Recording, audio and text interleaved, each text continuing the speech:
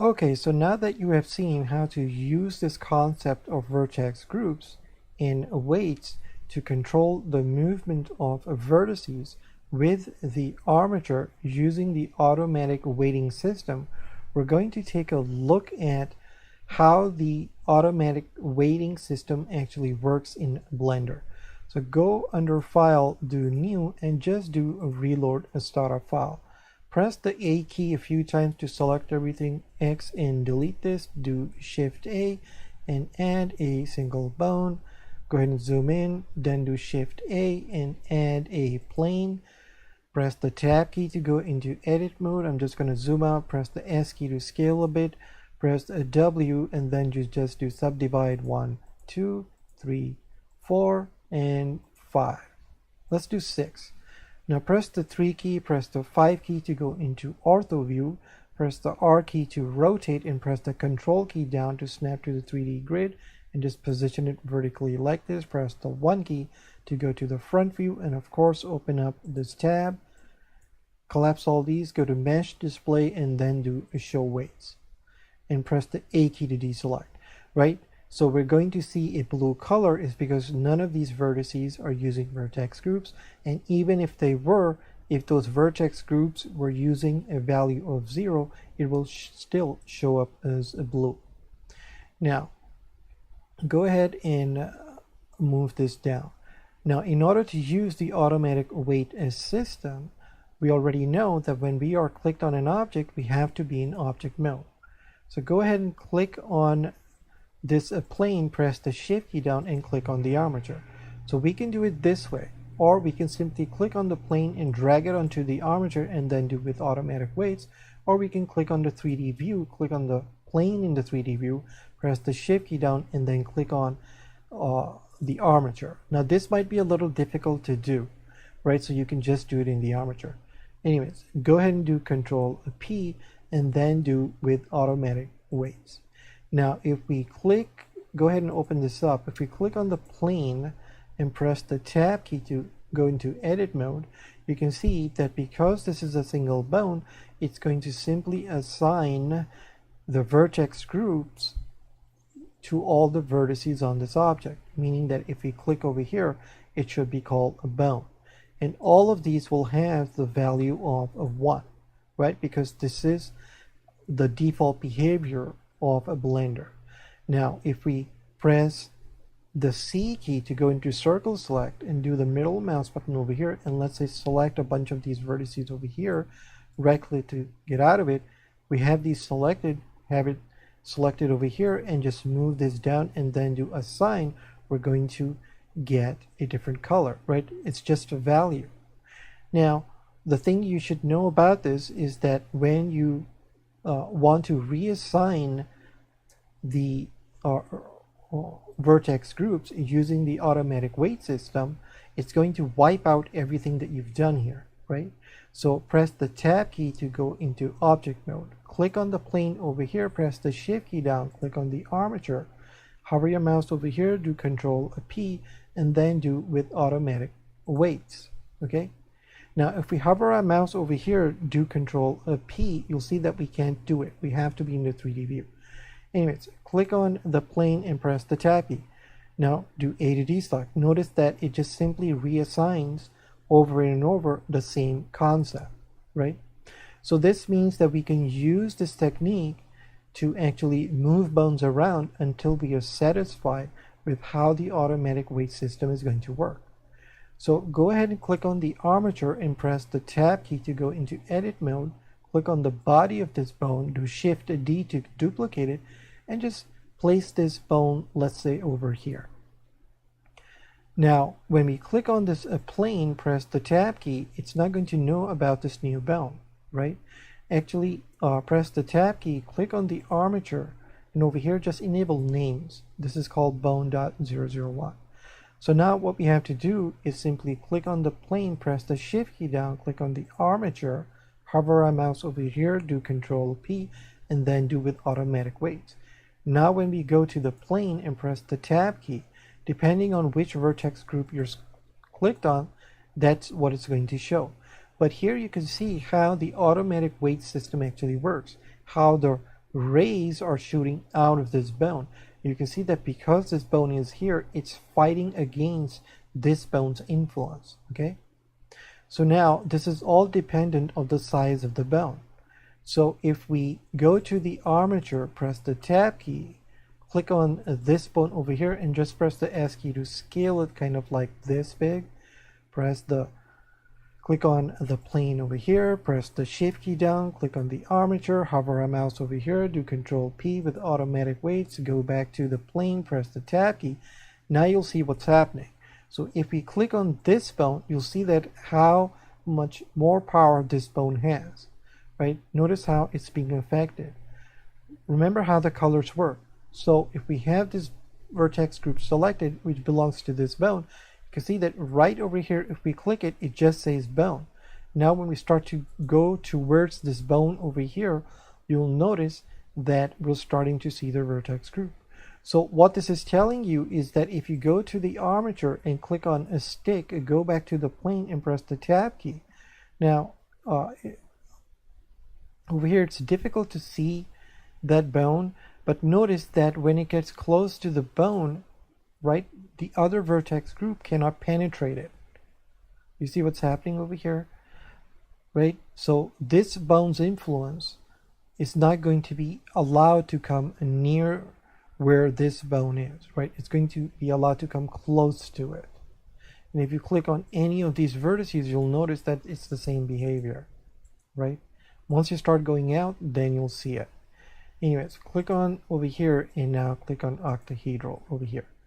Anyways, so you can see that that's how this works. Every time you adjust a bone, you have to click over here, press the shift key down, click it, and then do Control P, and then do with automatic weights. Okay. Now what I want to show you is here is go ahead and click on the armature, press the tab key, click on the body of this bone, X, and just delete this.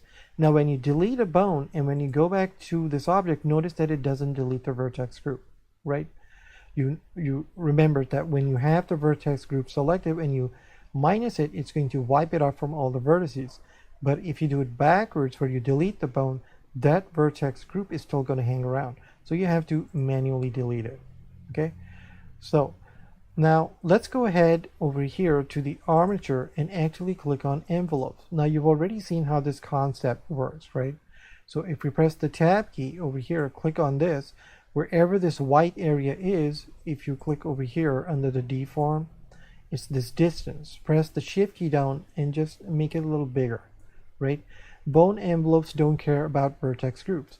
But if we click on this plane, press the shift key down, click on this armature, and when you do Control P, this is what it's saying. Do you want to use that distance to capture the vertex group? So if we click it, now click over here, press the tab key, you can see that how that concept is working, right? So here it's going to give you a value of near a value of 1, right? Then it's just going to start to taper out. So this is how this concept is working. Okay, now notice this, when you are using bone envelopes to capture this. So go back to the armature, press the tab key to go into edit mode, and we can actually click on the body of this bone, do Shift D, and actually place this one right here. Okay, now go ahead and click on the plane to press the shift key down, click on the armature, now do Control P and then do with envelope weights. Now click over here and press the tab key. Now notice that when you go over here to the vertex group, do you see there is no concept of influence, bones fighting against each other. This bone is simply going to drive its weights into this bone. Remember when we did with automatic weights, when we came to the center of the bone, the other bone was not allowed to penetrate it. So over here, if we click on the armature, press the tab key, click on the body of this bone and actually bring it all the way over here, very close to it, right? And now click on the plane, press the shift key down, click on this, do Control P with envelope weights. Now click on the plane, press the tab key. Now if we click over here, you'll see that it's penetrating. See, that's basically the difference between using bone envelopes to capture vertex groups. Bone envelopes don't care using this concept of bone envelopes doesn't use this concept of bone influences. Okay, now go ahead and click on the armature. Now it doesn't matter if you have this clicked on or not. We can just go back to octahedral over here. Now click on the plane, press the shift key down, click on the armature, do Control P, and now do with automatic weights. Click on this, press the tab key. Now if we click over here, you'll notice that it says bone 7 and 2. Now click over here. Do you see what's going on? Now if you click over here, and now because there aren't any vertices in the middle, right, if there was, it wouldn't allow this bone to penetrate it. But you can see that because this bone here is in the center of these vertices over here, if we click it, we're not getting the other bone's influence. It won't let it appear over here. Okay, so I just want you to understand that concept. Go ahead and click on the armature, press the tab key, click on one of the bones over here. Actually just click on bone 001, X, and delete this. Now what I'm going to show you over here is understanding that concept that has to do with the eye. Now do Shift C to place the 3D cursor in the center, press the 7 key to go to the top view, and go ahead and just click your left mouse over here. Now you have to go to the plane and press the, actually just switch to edit mode. Now we're going to do Shift A and add a UV sphere over here. We're going to basically simulate what's happening with the eye. Go ahead and move this right around here. Now this has to be pretty close for this to work. Okay, now since we have the vertices selected for this sphere, we can actually just click on this vertex, do Control L, right, and then do Shift S, and then do cursor to select it. It's going to put the 3D cursor over here. Press the 3 key to go to the right view.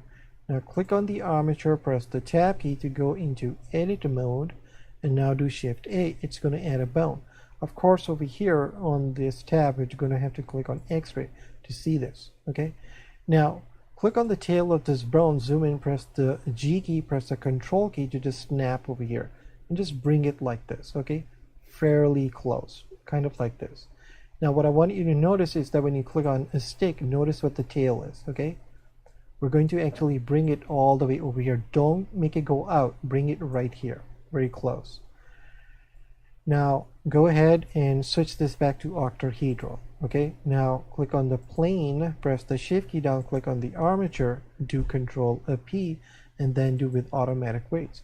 Now if you click on the plane, press the tab key, and actually click on this bone.001, notice that if you press the 3 key, the vertex groups are not going to be assigned to any of the vertices over here, because when you're dealing with enclosed objects, meaning that when the bone is completely inside it, it's only going to affect these vertices.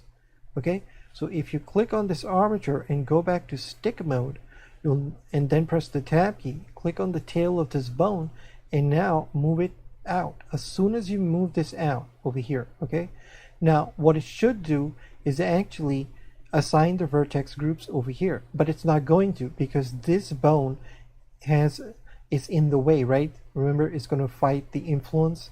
So if you click on this plane, press the shift key down, click on the armature, do Control P with automatic weights, click over here and press the tab key, we shouldn't actually see any difference over here. So to see this actually working, how it actually works, you would have to go to the armature, just switch to octahedral, it's easier. Press the tab key, click on the body of this bone, and now just zoom out, click on this Z-axis, and just move it down, right? So it's not in the way like this.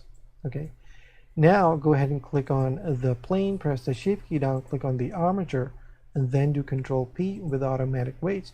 Now if we go back to the plane, press the tab key, we should see that this bone.001, it's now influencing these vertices. See, this is what was going on with the eye. So if you click on the armature and now switch to pose mode over here, click on this bone, press the R key 2 times to rotate, you'll see that this is how it's working.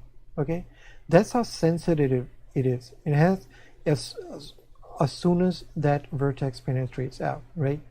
So now press the 3 key and go ahead and go to edit mode, click over here, and now you can just put it in. Okay, now go on the plane, press the tab key, and let's do A to D select, press the 3 key, press the Z key, now press the C key, and now go ahead and select a bunch of these vertices over here.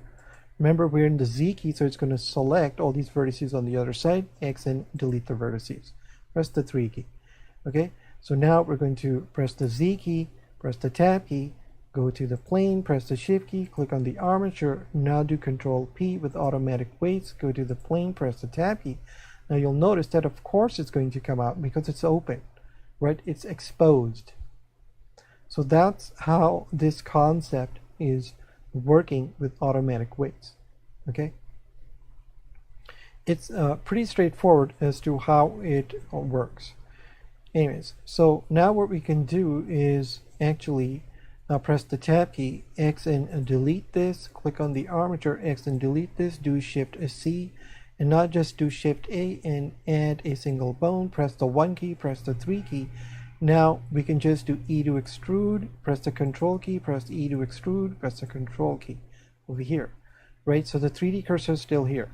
Now click, actually go to object mode, do Shift A, and now you can just add a cylinder.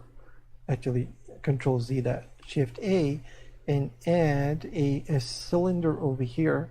Press the 3 key and actually scale this in a bit until it goes out. Now press the tab key, press the Z key to go into wireframe, press the C key to deselect these, and now go ahead and just move this up over here. Now do Control R and just add a bunch of these over here, doesn't really matter. Right click and press the Z key.